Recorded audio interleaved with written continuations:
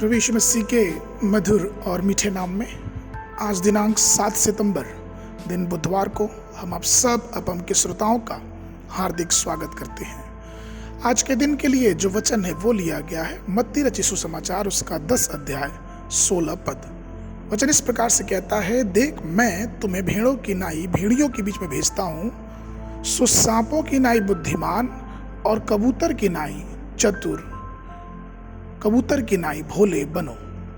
प्रभु में प्रिय लोगों, पवित्र आत्मा की तुलना कबूतर से की जाती है। उसकी तुलना उस बाज से नहीं की जाती जो इतना ऊंचा उड़ता है, या फिर एक मोर से नहीं की जाती जिसके पंख में इतनी खूबसूरत पाई जाती है, या फिर किसी कोयल से नहीं की गई है जिसकी आवाज़ बहुत मधुर होती है, या फिर एक तोते से नहीं की गई है जो कि एक मनुष्य की आवाज़ को सेम टू सेम बोल सकता है। लेकिन पवित्र आत्मा की तुलना एक कबूतर से की गई है, क्योंकि उस कबूतर में कोई छल या धूर्तता नहीं पाई जाती है।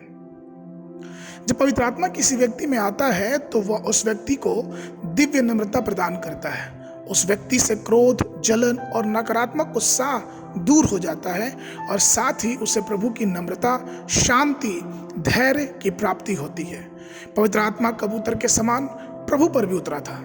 मत्ती उसके 21 के 5 पद में हमें ये मिलता है कि सियोन की बेटी से कहो, देखो तेरा राजा तेरे पास आता है, वो नम्र है और गधे पे बैठा है, वरन लादू के बच्चे पे। कहने का तात्पर्य यह है कि क्रूस पर प्रभु की नम्रता प्रकट हुई है। हमने ये देखा है कि यीशु मसीह ने हमें सिखाया है कि जो एक गाल पे थप्पड़ मारे उसे दूसरा गाल भी दे दो। लोगों को यीशु मसीह के जीवन से नम्रता दिखाई देती है।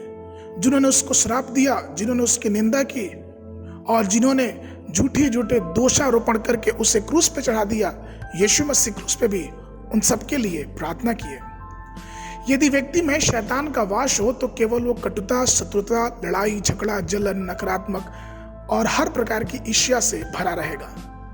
परंतु यदि हमारे और आपके जीवन में पवित्र आत्मा का वास हो, जो कबूतर के समान हमारे जीवनों में प्रेम, नम्रता, दया, आत्मा के सभी फलों को लेके आता है।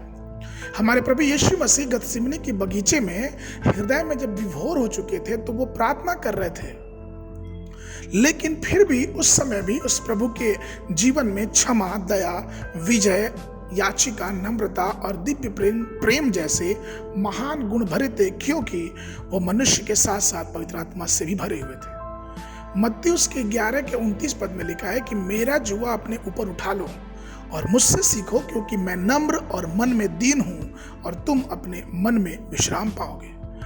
यीशु मसीह साफ साफ निमंत्रण दे रहे हैं कि हमें नम्रता का गुण, जिस प्रकार से कबूतर बहुत नम्र और भोला होता है, बिना छल का होता है, हमें भी अपने आप को वैसे ही बनाना है। परमेश्वर में प्रिय लोगों, हमें भी पवित्र आत्मा के निर्देशों के अनुसार अपने आप को विनम्र और भोला और प्रभु के लिए समर्पित बनाना पड़ेगा। आज के वर्णन के लिए जो पद है वो लिया गया श्रेष्ठ गीत की पुस्तक उसका 2 अध्याय उसका 14 पद। वचन इस प्रकार से कहता है, हे मेरी कबूतरी, पहाड़ के दरारों में और टीलों के कुंज में तेरा मुख मुझे देखने दे, तेरा बोल मुझे सुनने दे, क्योंकि तेरा बोल मीठा और तेरा मुख अति सुंदर है। बाइबल अध्ययन के लिए सुबह के समय नीति वचन की पुस्तक उसका 1 और 2 अध्याय, संध्या के समय 1 कुरिन्थियों की पत्री उसका 16 अध्याय। परमेश्वर आप सबको आशीष दे।